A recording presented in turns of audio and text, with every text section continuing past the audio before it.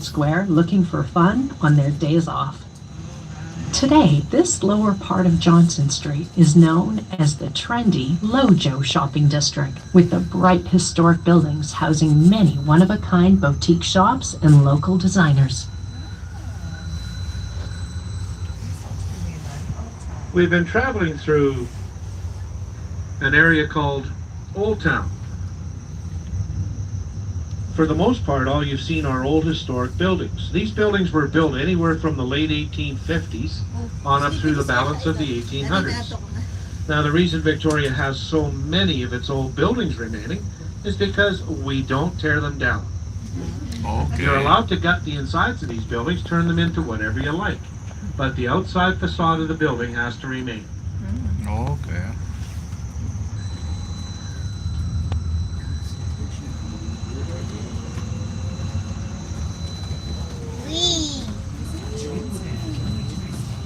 Oh, the bus almost got scratched. Almost got scratched. Oh, there's a Chinatown. There's a Chinatown. Ikot lang.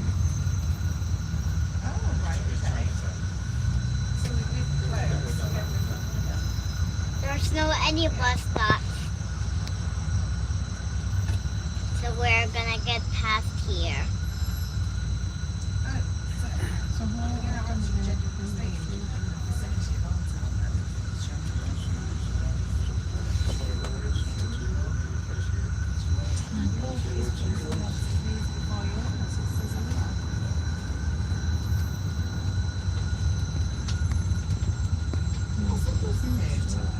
This is the one build, right, Dad? Yeah.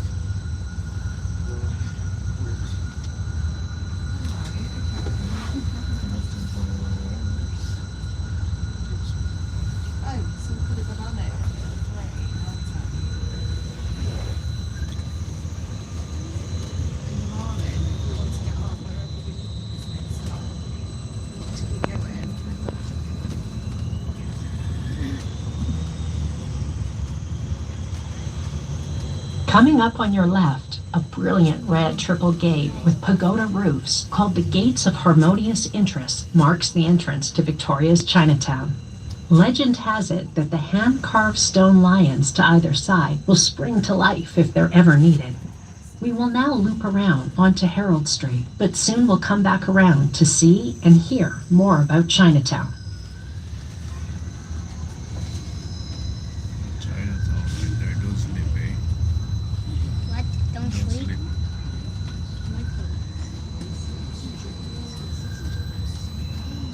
Wow, almost hit the bike. Eh? Almost hit him. No, that's Stork Street, 1900. You almost hit the biker. Oh, that mod, 1900. Stork Street, 1900. Capital Iron.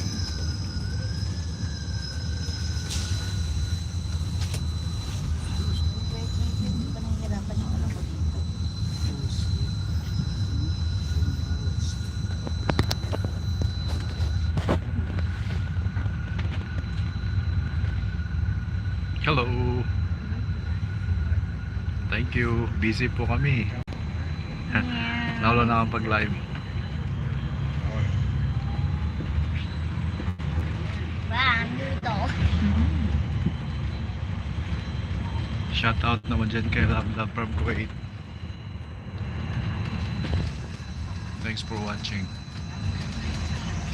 Bakasyon kami sa Victoria.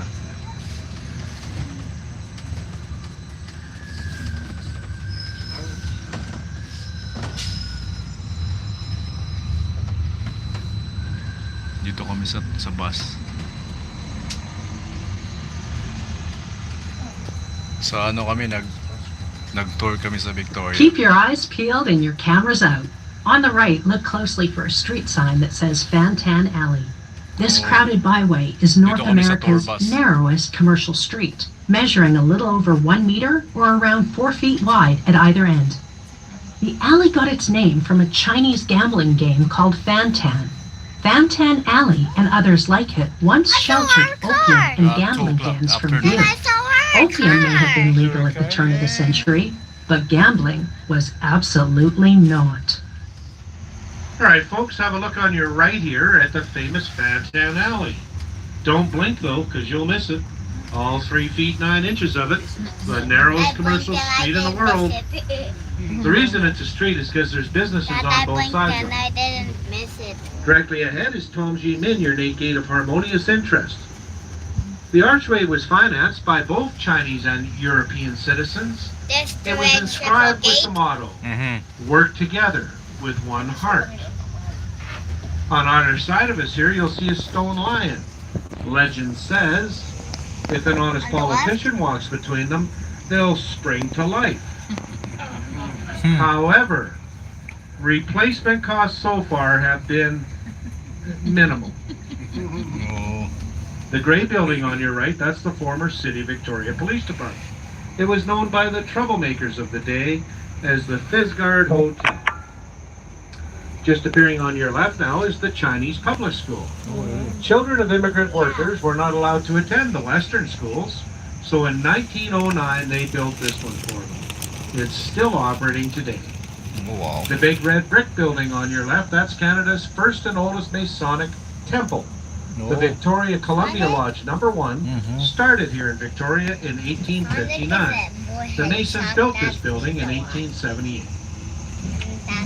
Permanent shops and eateries, and there are visiting farmers and artisan stalls most days of the week.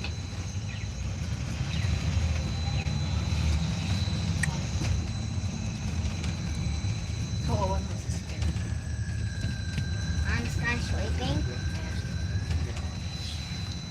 because we all quiet. Every city has its city hall, and ours is the large red masonry building just ahead. It's Western Canada's oldest standing municipal hall, in continuous service since 1878. Wow. In the courtyard to your right, you'll find Victoria's Centennial Square fountain. Unveiled in 1965, the fountain was a gift from Victoria's neighboring municipalities. In the center of the fountain lies 3 monoliths, each depicting phases of life. Each monolith faces the municipality that funded it. The Squamolds symbolizes creation and protection. Oak Bay symbolizes youth and growth. And Sanages symbolizes morality and a man's struggle against evil.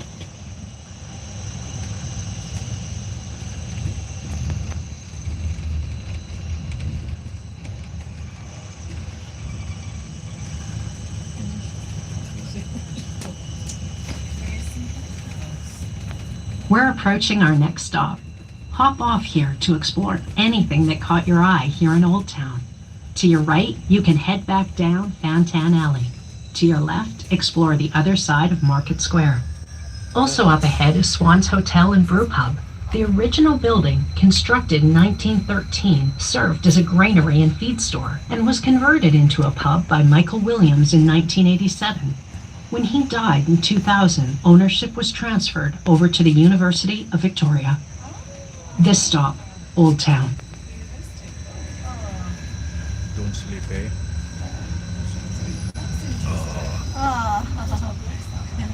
Sleepy? We're back here. Are we?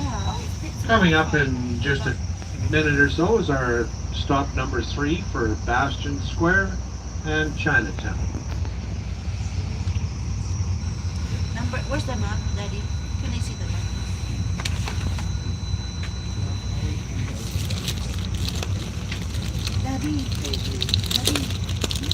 Daddy, wala na tayo.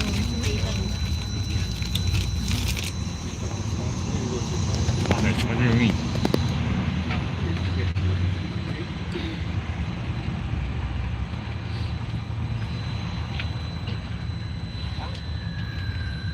Don't hit the guy. Oh.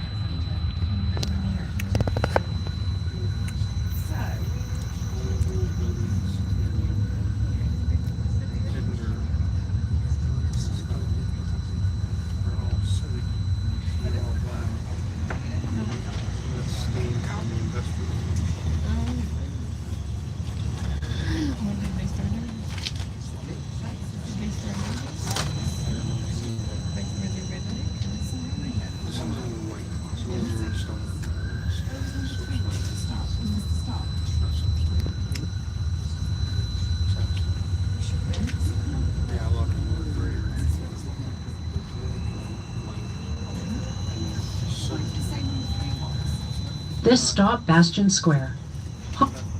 Just ahead on our left is Bastion Square. It's the original site for Fort Victoria, which was built here in 1843. Victoria was originally called Fort Camosun, before changing its name to Fort Albert after the Queen's husband, then finally taking the name of the Queen herself, Queen Victoria. View of the inner harbor. It's still the city's main waterway nearly 175 years after the Hudson's Bay Company established Fort Victoria. And the waterway's history can be traced back for thousands of years before that. There is evidence of human life along this harbor from nearly 4,000 years ago, presumably ancestors of the Lekwungen peoples.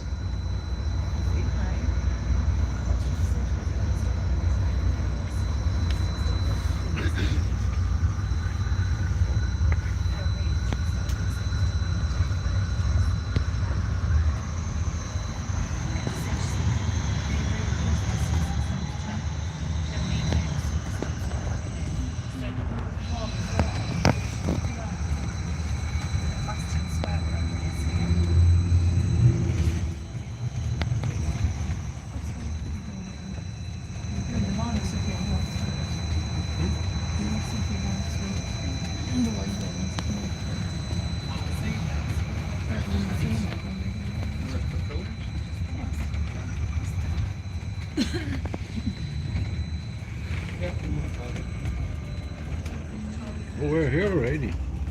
Ahead of us here now is the Empress Hotel. Construction started on the hotel in 1904.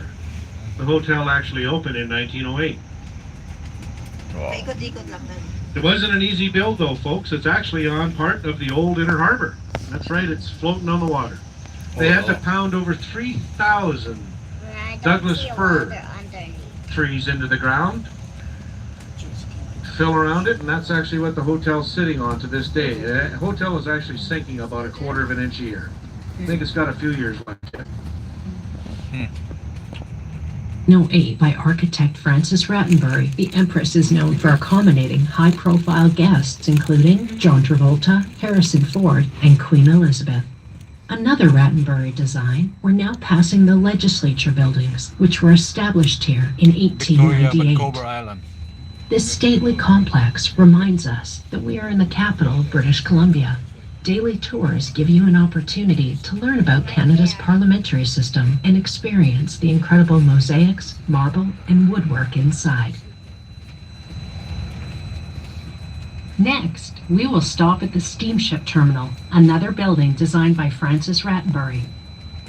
Ferries run from here to the United States with connections to Port Angeles and Seattle. Be sure to check out the lovely Robert Bateman Gallery, which showcases the natural world through incredible artwork. Just a few short steps past the Clipper Terminal, you will find the beginning of the David Foster Walkway, a lovely waterfront trail that takes you to Fisherman's Wharf, one of Victoria's most popular attractions. Fisherman's Wharf. This stop, Steamship Terminal.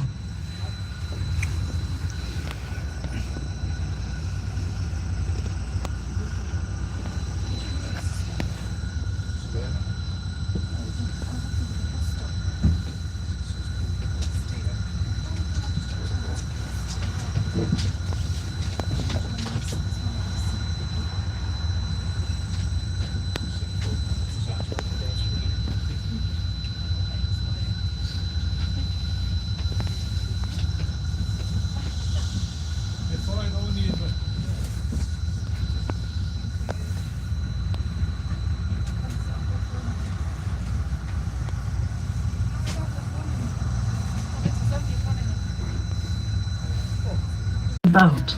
Walk along the docks for a close-up look at the fishing boats. The most eye-catching vessels moored along the docks are the colorful float homes, also known as liveaboards. Here you might even see a harbor seal pop up to give you the once-over. Dad, I see the colorful homes. Yeah. Oh, we're gonna drive there later. That's for sure.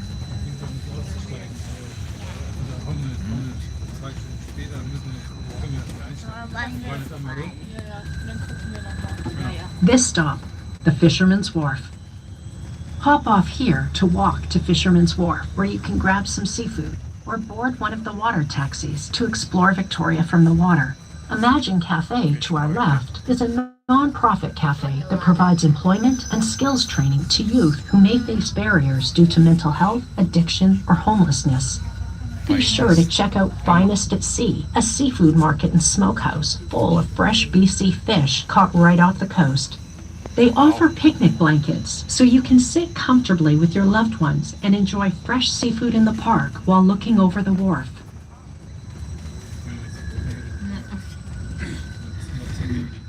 Soon we'll reach the Salish Sea.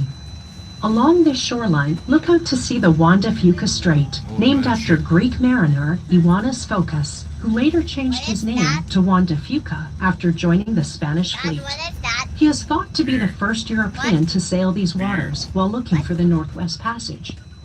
We're passing by the Coast Guard base on the right. You may see their ships in port. The Coast Guard doesn't participate in military activity. We leave that to our Canadian Navy, whose West Coast base is just across the water in Esquimalt. But still, the Coast Guard plays an important role ensuring the safety and enforcement of regulations for all vessels traveling on the waters. We're about to pass the Ogden Point Breakwater. The Breakwater is a designated marine sanctuary, and Ogden Point is a mecca for cold water diving with a whole other world just under the waves. It isn't unusual to see divers braving the cold waters to observe octopus, wolf eels, rockfish, giant kelp, and other sea creatures. Oh, look at this. The bus parking. This stop, Ogden Point. So that's why. Hop off here to walk down the breakwater and experience the magnificent Unity Wall mural. Unwind by the seaside and keep your eyes peeled for seals poking their heads above the water. Ogden Point, this stop. We're about to see the longest mural in Canada. Songhee's artists Butch Dick and Darlene Gate designed and painted the mural along with the help of nearly a dozen youth artists. Divided into 3 phases, the Unity Wall mural tells the story of Indigenous people and their relationship with the natural world, and displays the relationship between First Nations and settlers since the founding of Victoria in 1850. The Unity Wall mural was painted on both sides of the Ogden Point Breakwater. The stone pathway juts 800 meters, or just under half a mile, out into the water with an iconic lighthouse at the tip. It is a favorite walking place for locals who aren't afraid to take a stroll here in any weather. Standing out there on the breakwater, when the wind picks up and the rain starts falling, breathing in the salty air and feeling the chill on your face is a true taste of the Pacific Northwest. As you can see, Vancouver Island is surrounded by breathtakingly beautiful scenery. Mountain vistas, ocean views, rocky shores, and old-growth rainforests. Birdwatchers can spy over 380 species, including bald eagles, herons, skylarks, plovers, trumpeter swans, and Pacific loons. The spring and fall migrations are glorious. Victoria is blessed with a sub-Mediterranean climate, the mildest climate in Canada. Our climate is so mild that you can walk, hike, bike, sail, or play golf year-round. Fishing is of course a popular sport here too, with plenty of halibut, cod, and salmon. This area has plenty of beaches, and we encourage you to join the locals there and put your toes in the sand, weather permitting of course. It does get very windy here. While most prefer to watch the stormy seas from a cozy cafe, more daring Victorians can be seen out sailing or kiteboarding. If you want to get into the water, don't go without a wetsuit. A current sweeps Arctic water down from the Gulf of Alaska and along the Pacific coast of Vancouver Island. That usually keeps our water temperatures below 11 degrees Celsius. For our American friends, that's 52 degrees Fahrenheit. We'll soon reach beautiful Beacon Hill Park. Beacon Hill Park originated as a farm run by the Hudson's Bay Company. Today, it is almost 200 acres of wild areas and landscape gardens open to the public. This is Victoria's biggest, most treasured green space, with hiking trails through the woods and along the shore, playing fields, tennis courts, and a traditional cricket green. The park is also a haven for native plants, including beautiful, sprawling Gary oak trees, some of which may be over 400 years old. They used to grow all over this region, but now they're endangered.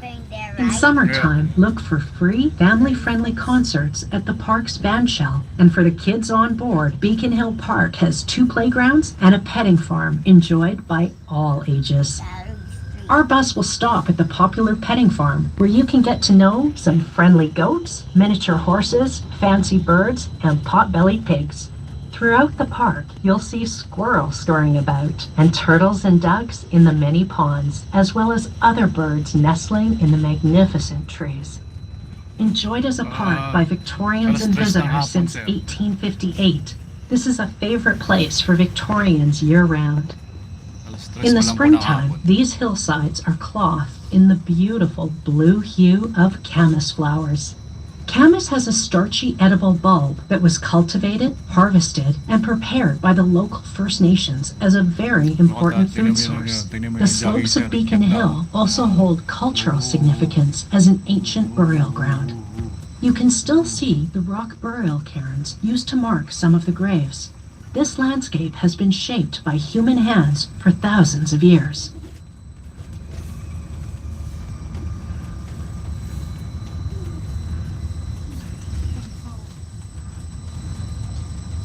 No, they went 3.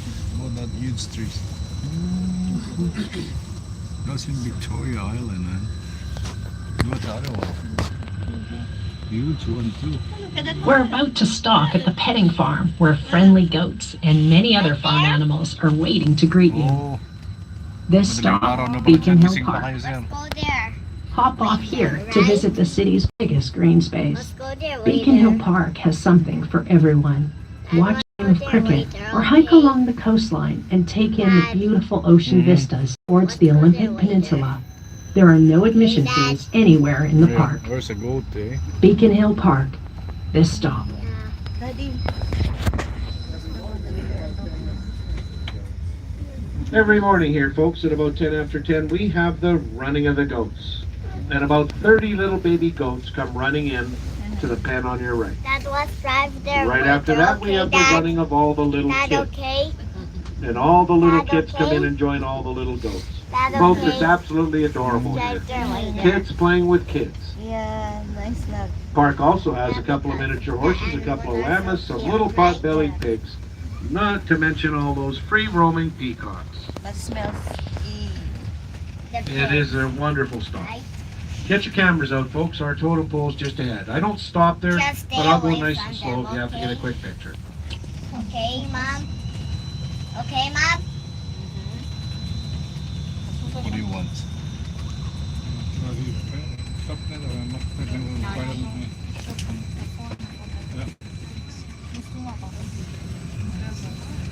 Get out your cameras.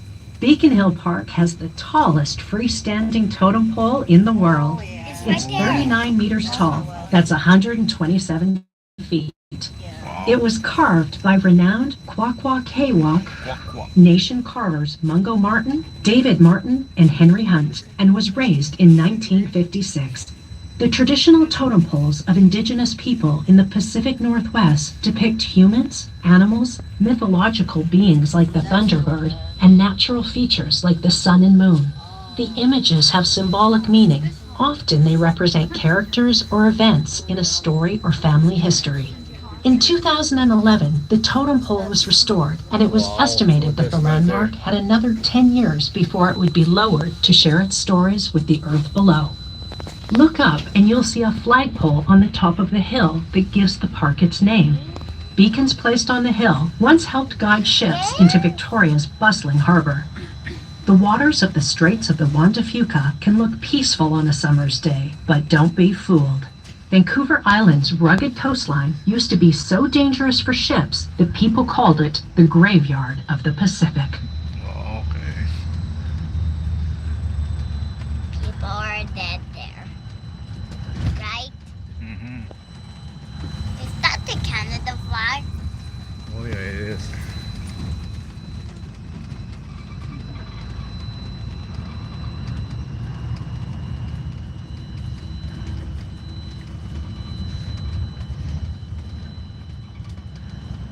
You'll soon see two monuments that link Victoria with the whole world.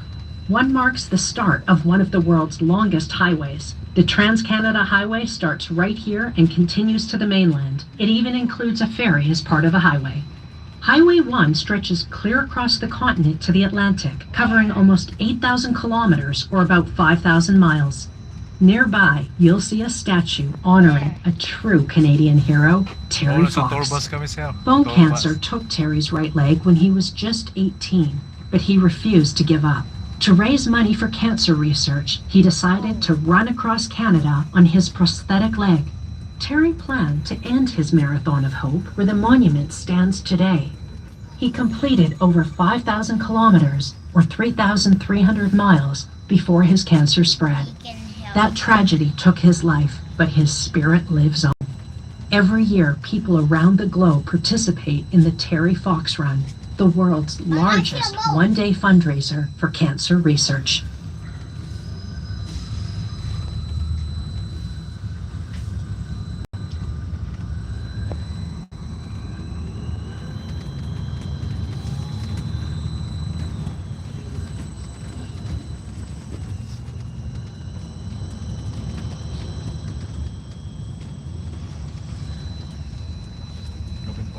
We're now making our way past the west side of Beacon Hill Park. Some see Beacon Hill Park as a testament to Governor James Douglas's generosity. But during the colonization of this region, he was actually required to set aside park space by the British government. Today, Beacon Hill Park is the jewel in Victoria's beautiful crown. Locals and visitors alike come here to unwind, explore, and play. Beacon Hill Park teems with wildlife, including turtles lounging on logs and dabbling mallard ducks. If you look up to the trees above, you may even catch a glimpse of the nesting great blue heron. Wala naman eh. Coming up on our left is Victoria's oldest public school. It's called South Park. It opened in 1895 and is still operating as an elementary school today. Wanna go to school? That's too big for me. I'm still little.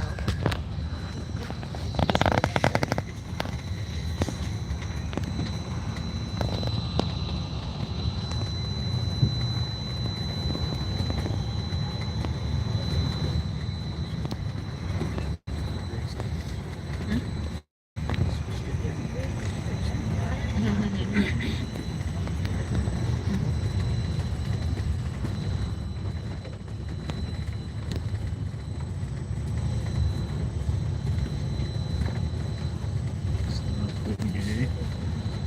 That's it, I think.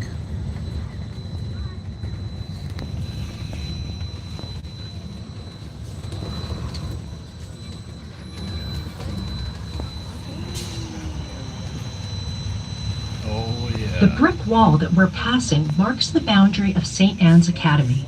You'll see the main entranceway through a wrought iron gate just ahead. When the Sisters of St. Anne arrived here from Quebec in the mid-1800s, the nunnery was nothing more than a log cabin with no heat. Almost immediately, they set up a much-needed school for the children of Victoria. They also established St. Joseph's Hospital, which played a critical role in the city's healthcare. Today, St. Anne's has restored a portion of the building and grounds to its 1920s glory and opened it to the public. The original log cabin is now the oldest structure in Victoria. It's been moved to Elliott Street Square, near the Royal British Columbia Museum. The original St. Anne's Schoolhouse was actually built in 1842, but it wasn't built in Victoria. It was brought over here on a barge. Helmkin House is also over there in Elliott Street Square. It was built in Victoria in 1852. Saan sabi nila ate, daddy? Saan sila nagtrabaho dito no? Sunrise, daddy. Di ba?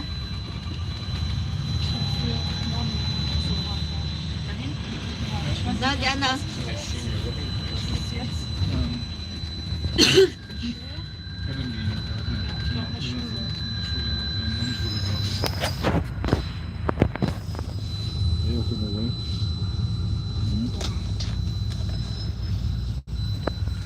We're approaching Christ Church Cathedral and our next stop. The cathedral is a beautiful example of Gothic architecture with magnificent stained glass windows. This is Victoria's third Christ Church. Fire destroyed the original in the mid-1800s, and the congregation outgrew the second. This one's constructed of concrete, stone, and brick, much more substantial than the earlier wooden buildings. Winston Churchill laid a stone of the North Tower in 1929. It's still visible to the left of the church entrance. Christchurch Cathedral offers free, self-guided tours so visitors can enjoy the stunning interior. Better go there. This stop, Christchurch Cathedral. Hop off here to explore one of the largest churches in Canada. Take some time to unwind in the brick meditation circle or walk about the beautiful trees and perennial flowers surrounding the cathedral. Christchurch Cathedral, this stop.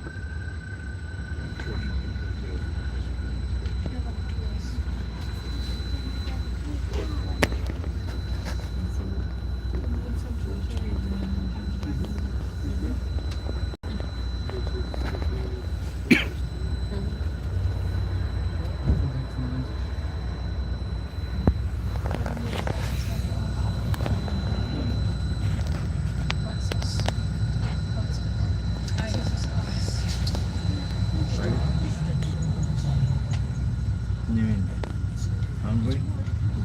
No, are you sure?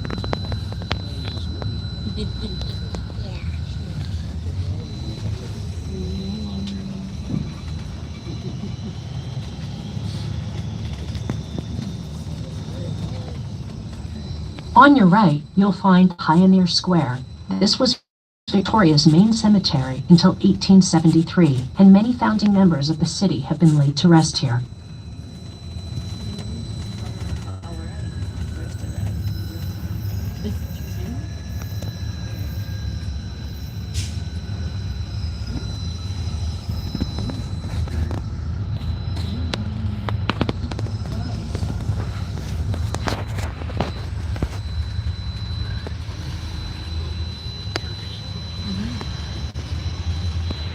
We're sleeping or what? Sleepy Mahal? It's okay na. Just ahead is Fort Street, named after Fort Victoria. This stretch was once home to an abundance of commercial buildings and businesses, mostly from residents who set up shops after the gold rushes of the 1850s and 1890s. One notable establishment was the Five Sisters Block, named after the children of Sir James Douglas. Many businesses operated from within the Five Sisters Block, and tragically, in 1910, it and many other buildings along Fort Street were destroyed in a fire. We're now in the vicinity of the Craig Derrick Castle. The story of the castle begins with triumph, but that's just the beginning. The tale begins with a proud Scot named Robert Dunsmuir. He moved to Victoria in mid-1800s to manage a coal mine for the Hudson's Bay Company. Then he decided to start his own mining operation. With the help of his business-savvy wife Joan, the Dunsmuir's business expanded until finally he became the richest man in British Columbia. To celebrate his success, he decided to have a fantastic home built for him that reflected his wealth and status. With sandstone walls, a red slate roof, and a pointed tower, Dunsmuir's home was nothing short of astonishing.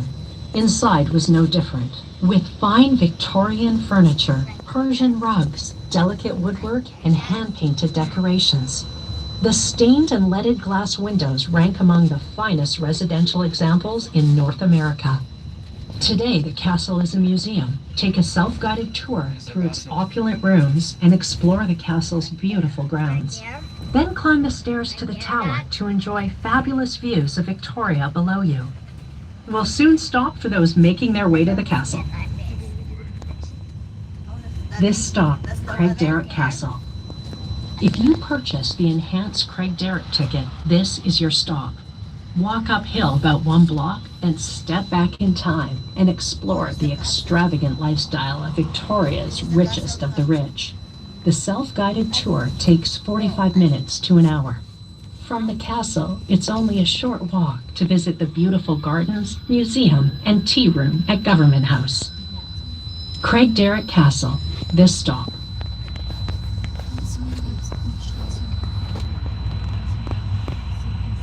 You wanna go there? Huh? Let's go to the park later. Castle is closed today, folks. It's only open on That's Fridays, right there. Saturdays, and Sundays. You can arrange your tickets through our kiosk at the Empress Hotel.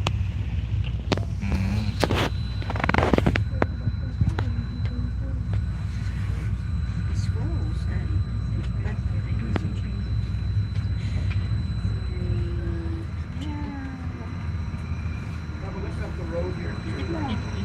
Oh yeah, the castle.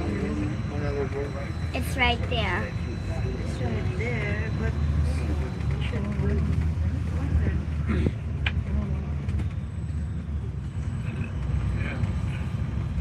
Robert Dunsmuir intended to live in his dream castle with his wife Joan and their unmarried daughters, but tragically he never had the chance. Shortly before completion, Dunsmuir fell ill and died unexpectedly. Joan and the daughters did move into Craig Derrick Castle, but Dunsmuir's death cast a shadow over the family. Robert Dunsmuir left his estate and business holdings to his wife, and when she passed, her daughters inherited the castle. However, they didn't want it. So the castle was won in a lottery by a local businessman who never moved in. Instead, he drew loans against it that he never paid back. The bank repossessed the castle and leased it to the federal government, and then it reverted to the city of Victoria. The city put the castle to good use. It housed a military hospital for veterans of the First World War, as well as Victoria College and the Victoria Conservatory of Music. Today, it's a museum owned by the Craig Derrick Castle Historical Museum Society. Oh, okay. Ito yung castle ito, kuya. We're just passing through one of the older residential neighborhoods in Victoria called Rockland. Development started here in about 1860. For the most part, this area was developed in the late 1800s and early 1900s. They nicknamed it Knob Hill. Also, the Butchart, the original family Butchart home is here from Butchart Gardens. Where is it? And it's the house Right there? on your right now. There. That's the Butchart family. There you go. Government House is actually ahead up here on your right. You just have to go up a half a block to the right on Rockland. And folks, the grounds there are absolutely stunning and they're free to walk. You can access Government House through our last stop there at Craig Derrick Castle.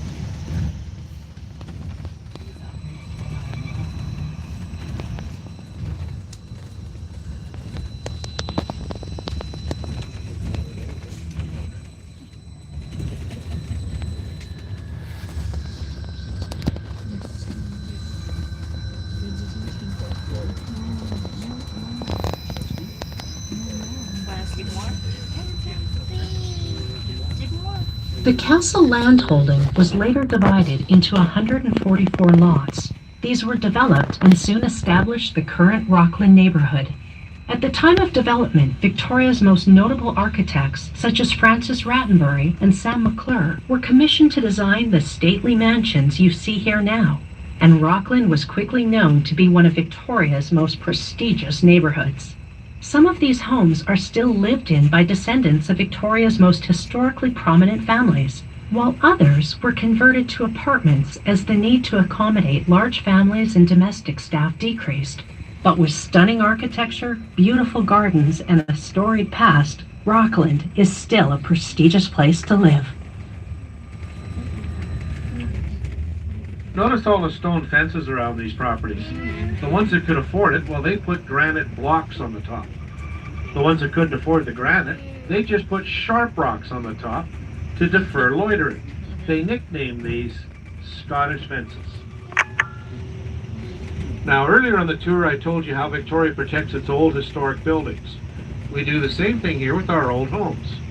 Victoria has hundreds of heritage homes, several in this neighborhood, and none of which can be torn down. They can only be repaired, maintained, or renovated. One more thing we protect in Victoria are our trees. In Victoria, you must have a permit to cut down or even trim trees, even in your own yard. And you definitely don't want to touch one of the Gary oak trees that you see just ahead here on your left, as they're protected by law. Pruning one of those without the proper permit could land you a $10,000 fine. Some of these Gary oak trees are over 400 years old. Wow. Oh, there's some deer. Oh, yeah, 2 years.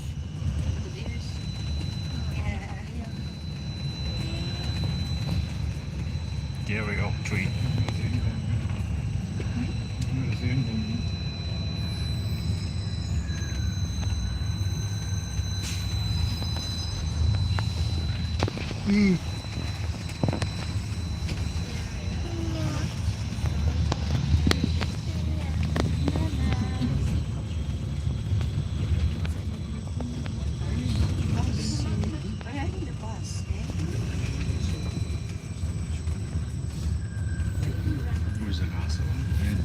You may find it hard to believe, even though Greater Victoria has a population of only 375,000 residents, the region is made up of 13 individual municipalities, each with its own mayor and council, and a distinct character of its own.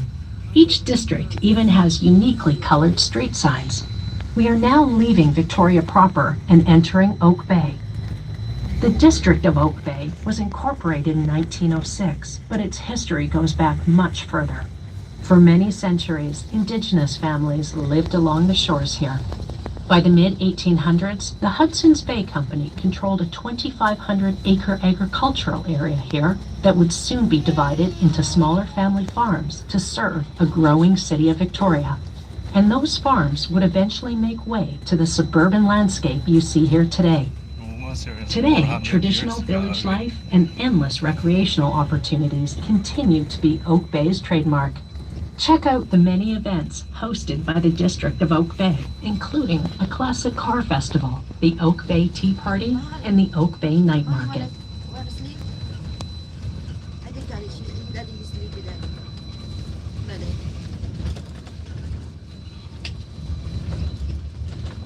We can take a nap.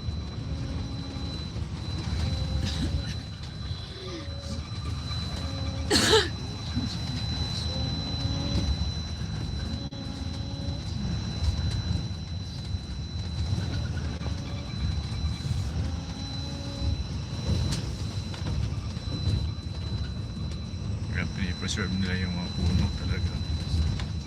Like sa atin, pinuputol na. Yun o, grabe.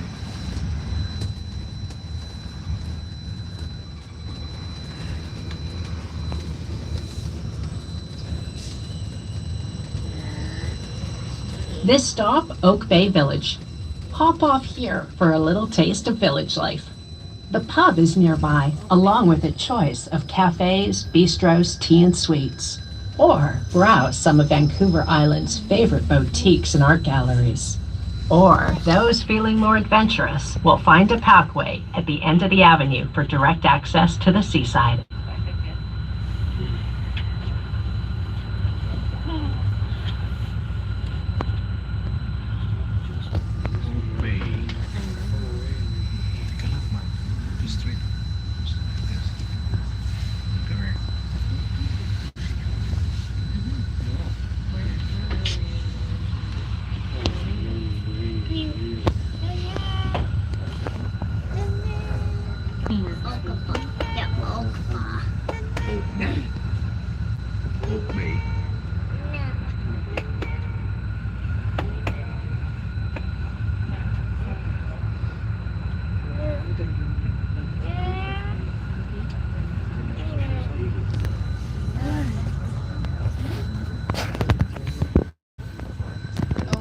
Matandang pulo sa atin, sir. Putol na lahat.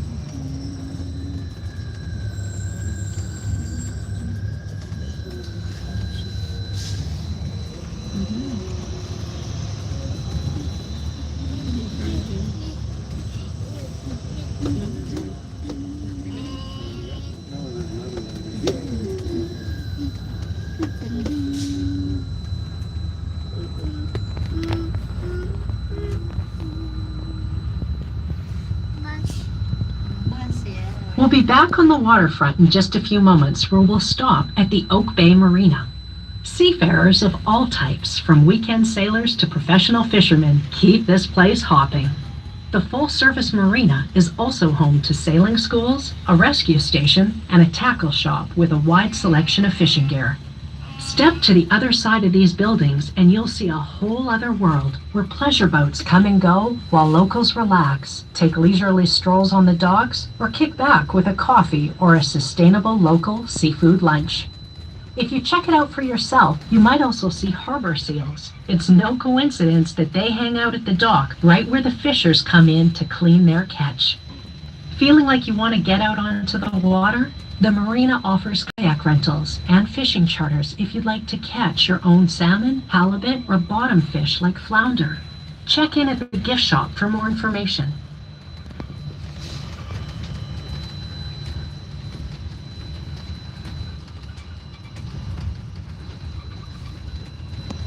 As we make our way into the Oak Bay Marina parking lot, you can see the marina site is located both on the Mary Todd Island offshore and onshore at Turkey Head Point. You may see the point and wonder why it is called Turkey Head. The land outcrop may have once taken this shape. Crashing waves have since eroded the shoreline, changing its appearance over time. Nevertheless, Oak Bay's coastline offers some absolutely stunning views. On a clear day, a view of the dormant volcano Mount Baker stuns onlookers with its majestic beauty. You may see it here today, along with the Songhees Islands, known now as Chatham and Discovery. These small islands were inhabited by Lekwungen families for many centuries, until the well went dry in 1957. Today, the islands are still owned and protected by the Songhees Nation. They kept a very special watch over one resident, the lone coastal wolf, Takea, who arrived in 2012 and used to live on the islands. Experts were surprised by his ability to survive all alone on such a small group of islands. He spent 7 years here, patiently waiting for a female wolf to join him, but he tragically died on March 24, 2020. How he came to be on the islands is still a mystery, since the closest wolf pack lived 45 kilometers away. His arrival holds spiritual meaning for the Songhees people, who connect Takea with their much-loved chief, Robert Sam, who passed away the same year Takea arrived.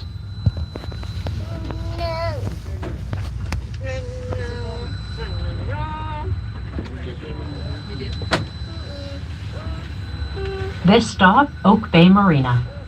Hop off here to take in the magnificent oceanside views. Visit the seals and take advantage of the marina's many facilities. Oak Bay Marina, this stop.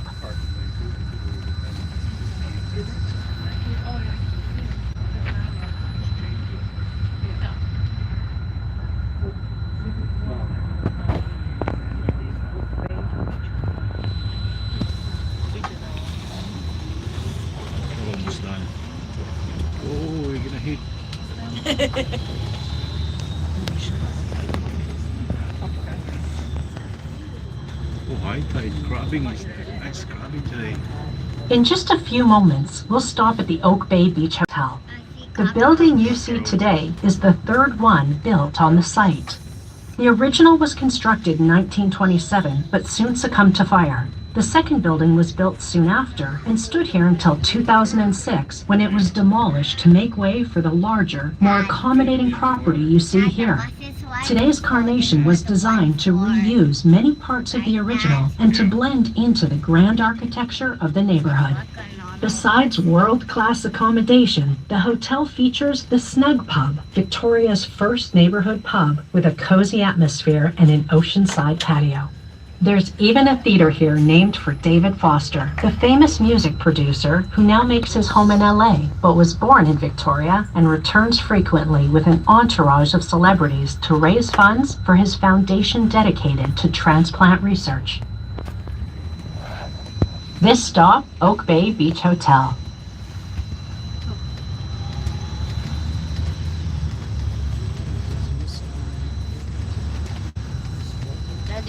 Sulit na din ano.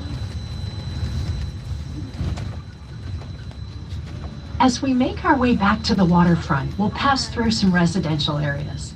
Oak Bay homes have some of the city's most beautiful residential architecture.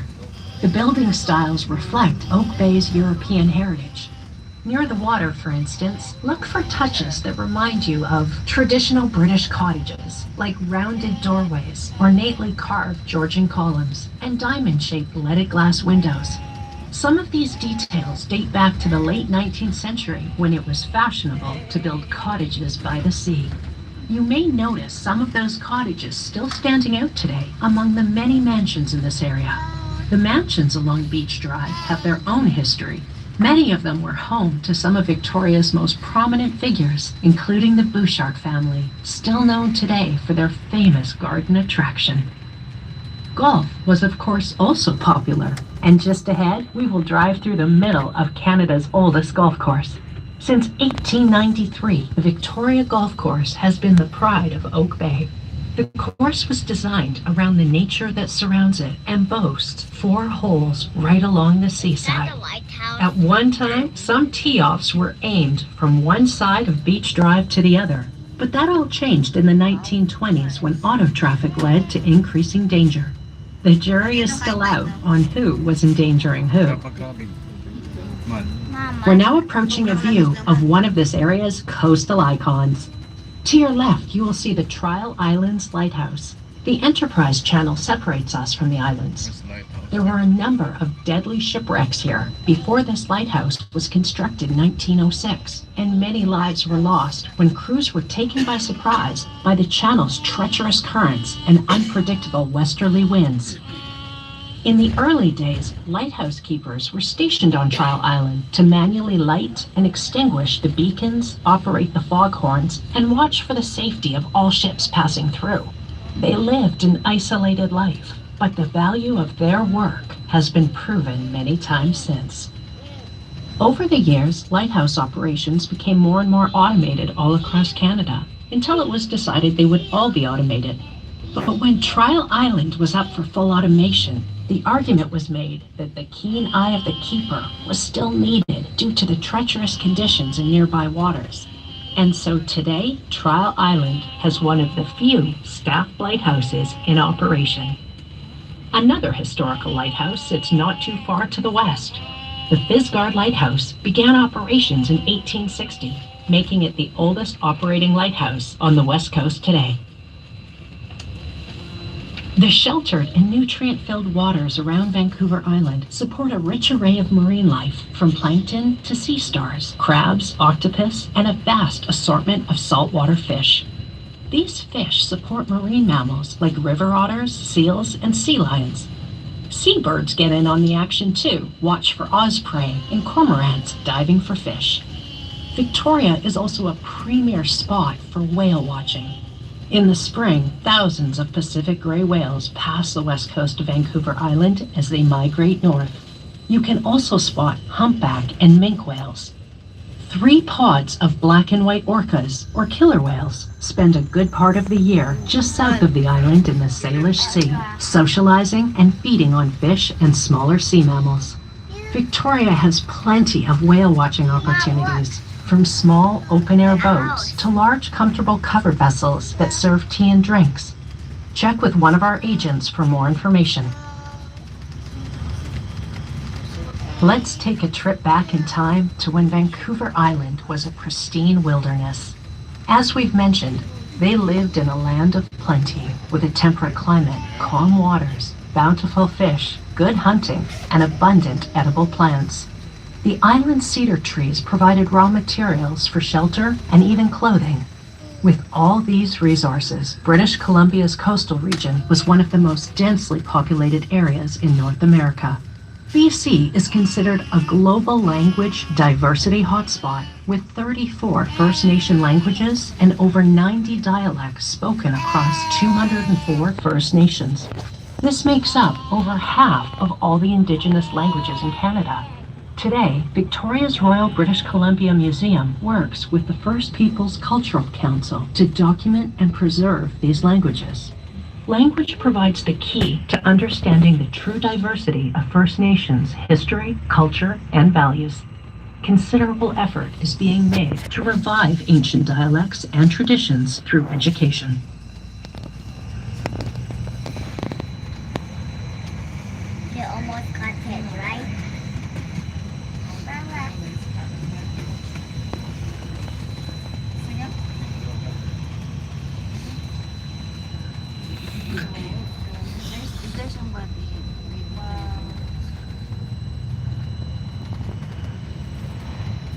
I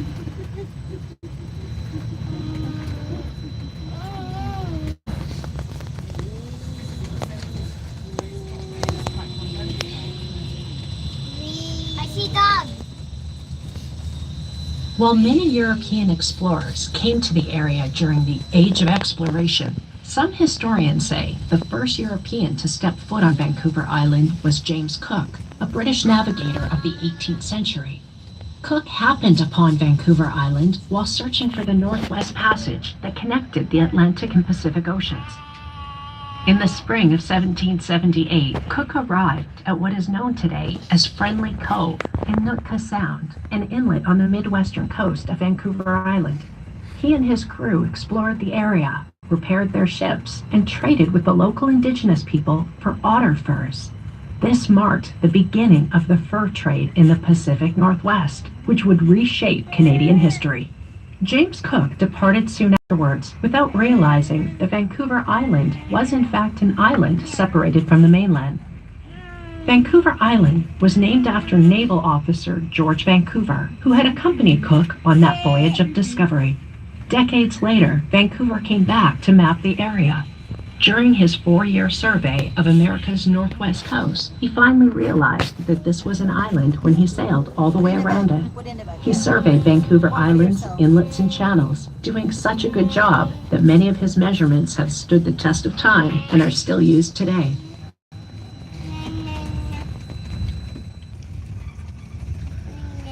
All right, folks, this is the time where I tell you a little bit about Victoria's climate. I know you won't believe me, but Victoria averages about 24 inches of rain a year. We're just leaving the municipality of Old Bay. This is the driest area, and here we only get about 22 inches a year. Comparing that to the Seattle area that averages about 38 inches, or the Portland area, the low 40s, then there's Vancouver, British Columbia. They average anywhere from 50 inches up to about 150 inches, depending on where you live in that city. Victoria is the driest West Coast city north of the greater Los Angeles area.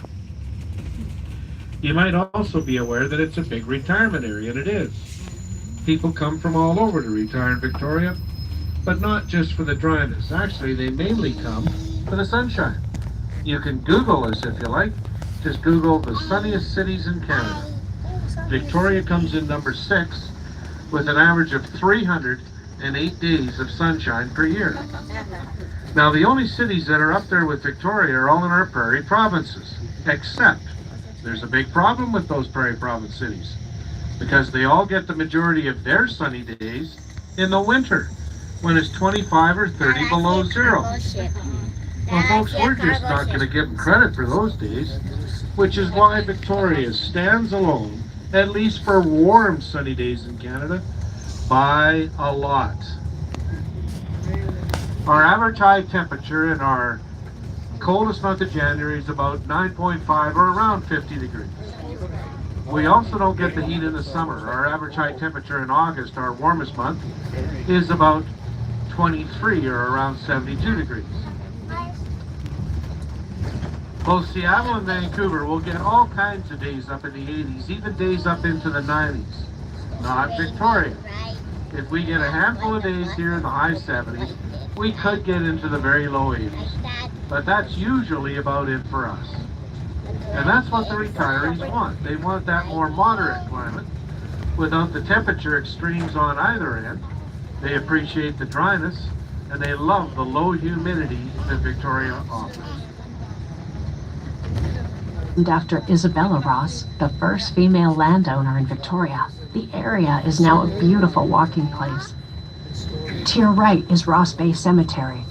The burial site opened in 1873 to serve the growing burial needs of the city of Victoria.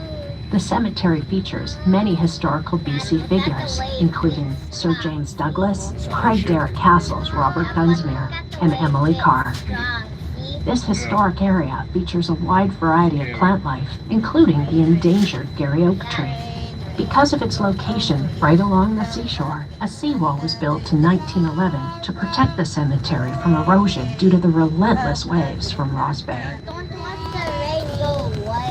When British Columbia's governor, Sir James Douglas of the Hudson's Bay Company, first landed on the point back in 1842, he found it covered in red clover and so named it Clover Point. Before that, it existed as one of the many Lekwungen defensive village sites. Today, this finger of land is a public park with superb views of the United States Olympic Mountains to the south, along with Mount Baker to the east and British Columbia's Silk Hills to the west. It may just be the kiting capital of Canada. When the winds pick up, families make their way down with kites, while others can be sailing or kiteboarding across the Whitecaps. At sunset, the magical view makes Clover Point one of Victoria's most romantic destinations, where you can snuggle in and watch the twinkling lights on cruise ships sailing to and from Ogden Point.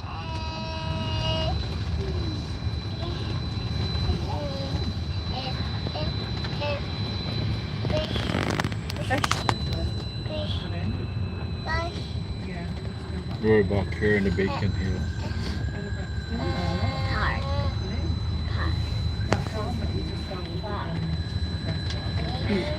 Oh, you can hear it? You can hear it? Ooh.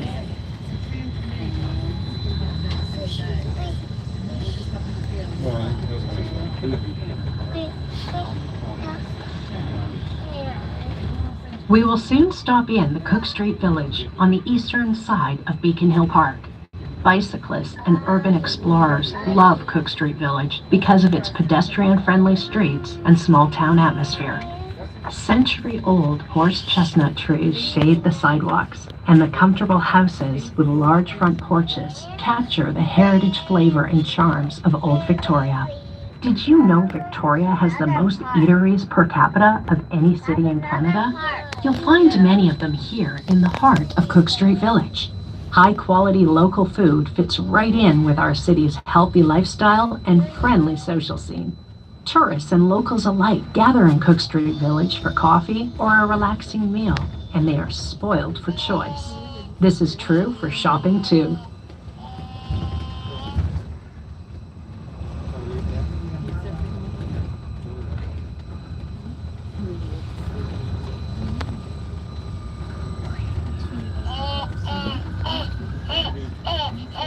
This stop, Cook Street Village. Hop off here to walk along the tree-lined streets of this urban village. Indulge in delicious refreshments and soak up some of the small-town ambiance. Explore Cook Street Village and discover the magic of one of Victoria's gems. Cook Street Village, this stop.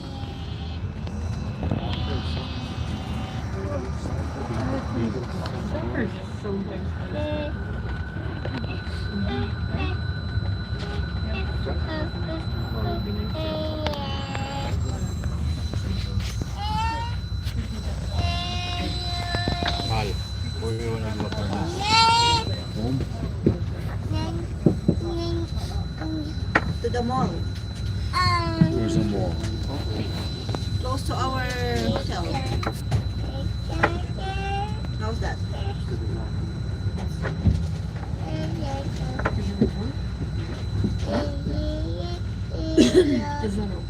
What do you think?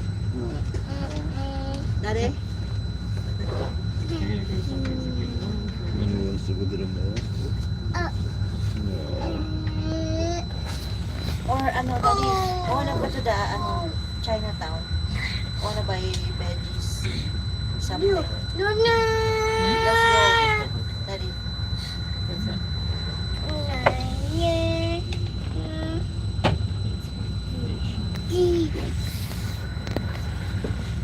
Hungry?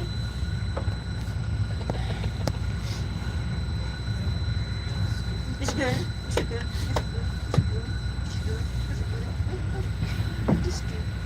Because my website right now is sticks on fire.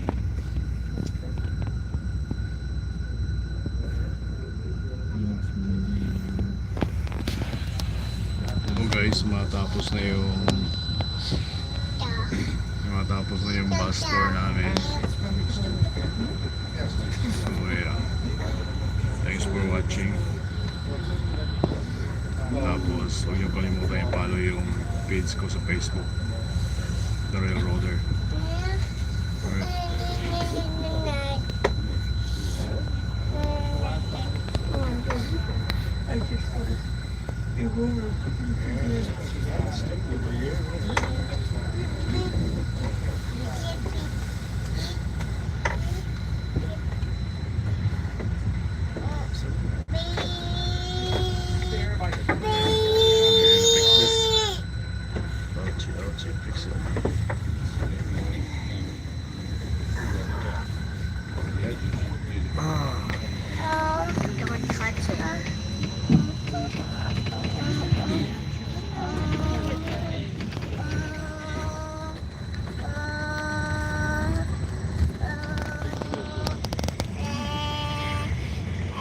On our tour today, you will have seen several examples of public art. The beauty of our area has always attracted artists, where they seem to draw inspiration from the abundance of nature and day-to-day life.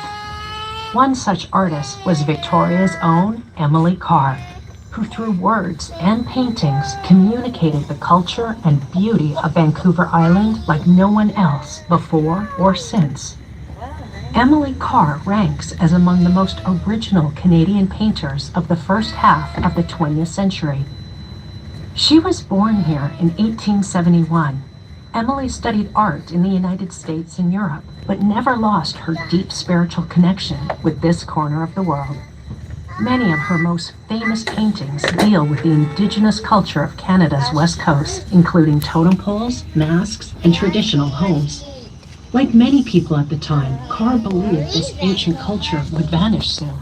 She visited First Nation villages in British Columbia, intent on documenting them through her art.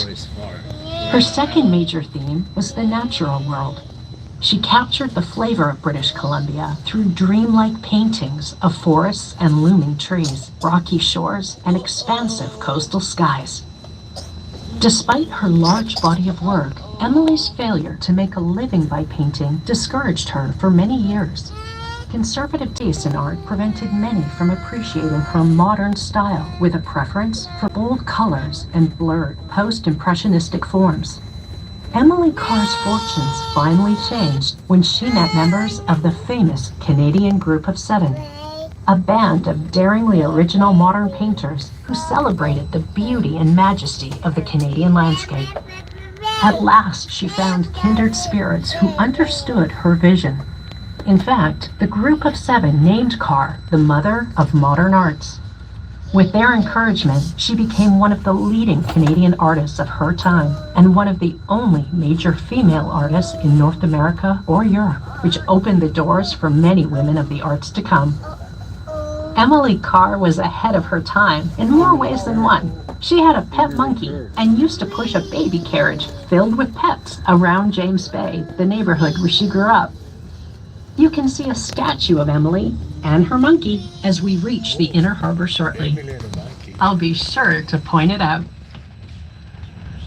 Just ahead, you'll see a forest of totem poles. This is Thunderbird Park, part of the Royal British Columbia Museum. It features some of the world's finest authentic First Nation totem poles and big houses.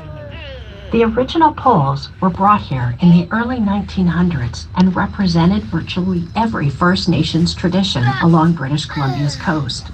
Within a few decades, the wooden poles had started to decay in their outdoor setting. To preserve this vital link to First Nations heritage, the museum hired the Kwa Kwa Kwak master carver Mungo Martin to create replicas of the originals. And just on our left here now is our Royal BC Museum. It's been here in one form or another since 1886. Also on your left is our Singing Tower. This was donated to the city of Victoria by the Dutch community in 1967. On the corner on your right is a statue of Emily Carr. Beside her is her dog Billy. On her right shoulder is her monkey, Mr. Woo. Folks, I hope you all enjoyed our tour here today. I hope you enjoy the rest of your stay in Victoria. This bus will be leaving here again for the last circuit of the day at 4 o'clock. Have a good afternoon, everybody.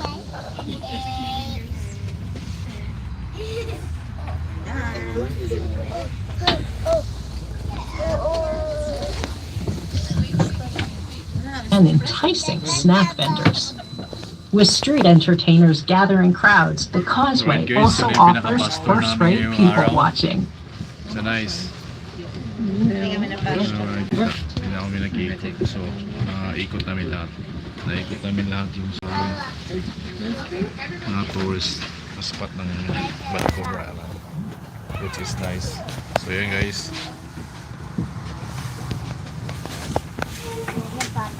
So guys, yeah. You guys have fun? Yes, of course. Here, Bisgard, you're having fun? Yeah. Yeah? Alright. Say bye-bye.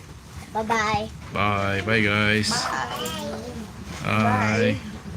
Bye. I said this. Thanks for watching. Let's go. Ay, Daddy, nag-aksaya ka ng ano? Data? Yeah. Very much. Parang papayaran ko. Ano, bayaran ko dyan? 500 na. Daddy. Bye, Sky! Bye, Sky!